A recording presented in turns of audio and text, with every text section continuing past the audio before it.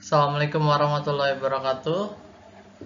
Let me introduce myself. My name is Muhammad Aldians Pertama. I'm from Faculty of Law, International Program for Law and Sharia.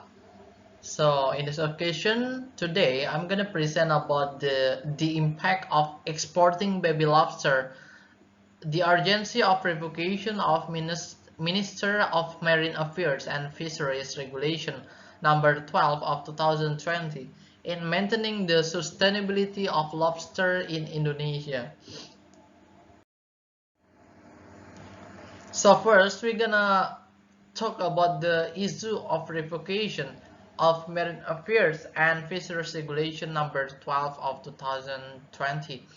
So here there's some data from the Central Statistic Agency, or we can say as a BPS. Note that there was a surge in export reaching 6.43 million US dollar, or equal to 94.5 billion rupiah, exchange rate 14,700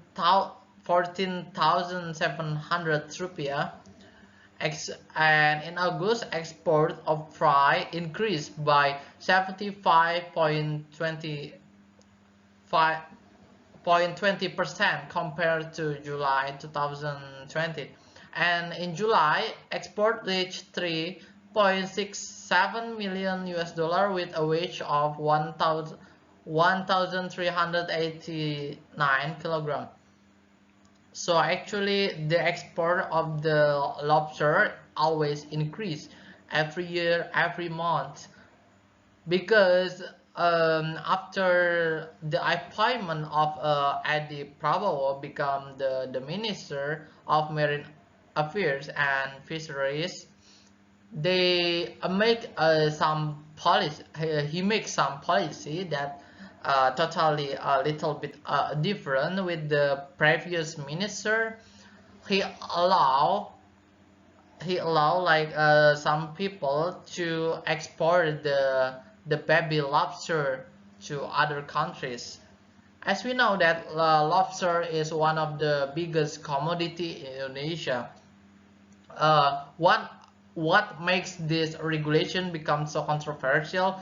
Because this regulation only a benefit for some people. This regulation only benefit for investor, but it will harm for certain people like fishermen.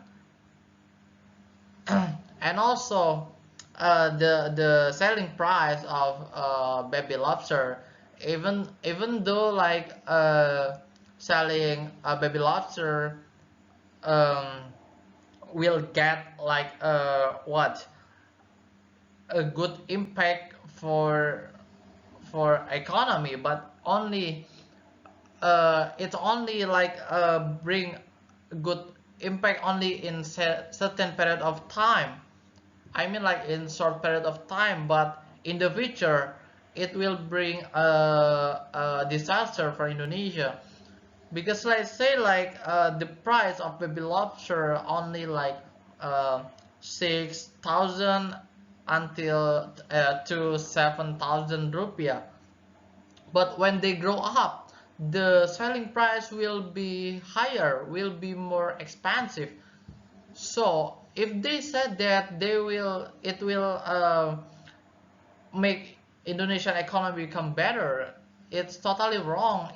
It will just uh, cause some, it will cause like a lot of loss for Indonesians income and Indonesians economy, and also it will cause disruption for the sustainability of the lobster in Indonesia. And we move to the data here of export lobster in Indonesia. So actually the growing demand for domestic and export market has led to increasingly intensive fishing activities for lobster commodities regardless of size. Not only are adult lobster, there are also like acupuncture lobster and interest in lobster seeds in the international market is also increasing. The value of the seed or the value of the baby lobster, the initial range is 1,500 rupiah to 2,500 rupiah per head. The seed size is about 2 until 3 centimeters. Continue to expand to 17,000 to 20,000 per head. Even higher at this point is considered very beneficial for the fisherman.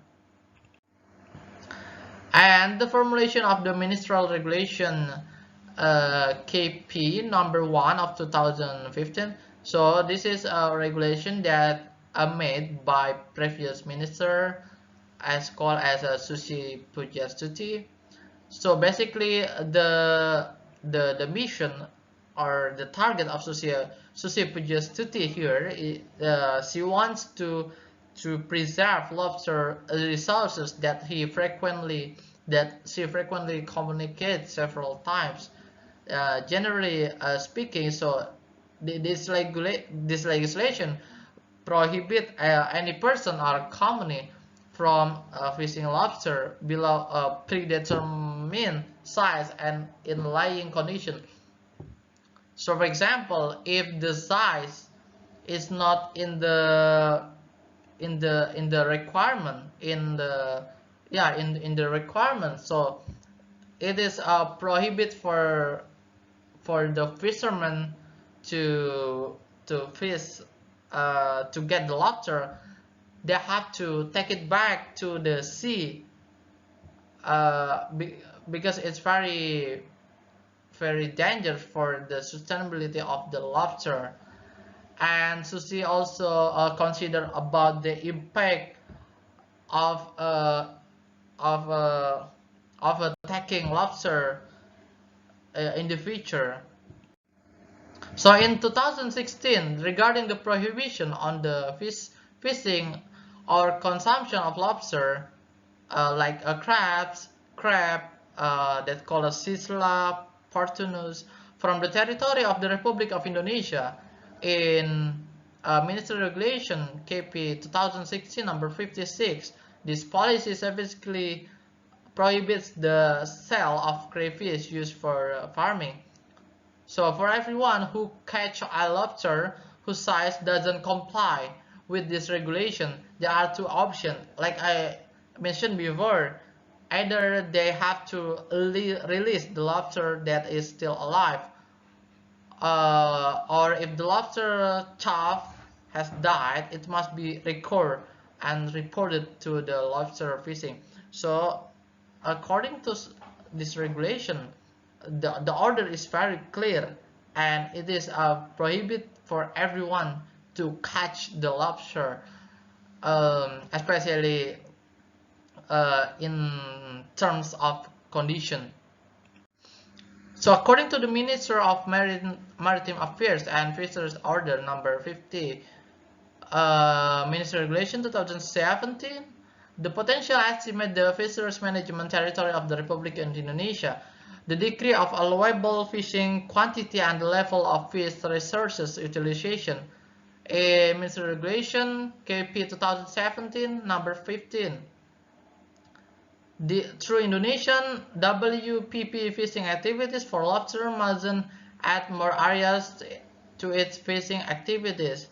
So there is a three standard for utilization level, namely moderate means can increase areas at time, full utilization means that the catch is strictly controlled, the monitor maintains, and the last is overexploitation means that the catch must be reduced. So here is the Minister of Maritime Affairs and Fisheries Regulation number 12 of 2020. Exporter must carry out domestic lobster farming activities through the participation of communities or local cultivators. Exporters have successfully carried out lobster farming activities and have been tracking the supply of stock in nature.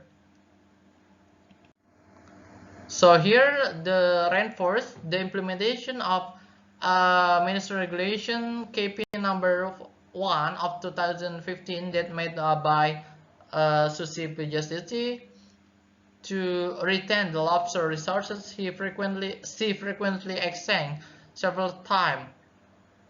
So basically, why we have to reinforce this implementation of the ministry regulation? Because as we mentioned before, this regulation will reduce the export of the it will reduce the export volume of the lobster from year to year. For example, like from 2014 to 2015, the export volume of Indonesian lobster seeds decreased significantly. Even though like even though like the, if this regulation only only like implement, for example, like if this regulation implement, even though like for the Indonesian income only get some money, only get some money, not like uh, not not will get the highest profit, but it still can good to be implementation. Because if we keep the lobster until the lobster become big, or until the lobster grow up, it will bring a good impact for Indonesian's economy. And also the because the profit of the from the lobster, it will be increased uh, from a long period of time. Even though we have to wait for a long time, but it still can good for to be consideration. And as a conclusion here, the fact that have proved that the promulgation of the Minister of Maritime and Fisheries Regulation number 12 of 2020 has a negative impact on the sustainability of Indonesian lobster. This regulation is more beneficial to investors than fishermen, as I mentioned before, and causes a shortage of lobster seeds, thus complicating the position of cultivators. So that's all for me. Thank you for your attention. Wassalamualaikum warahmatullahi wabarakatuh.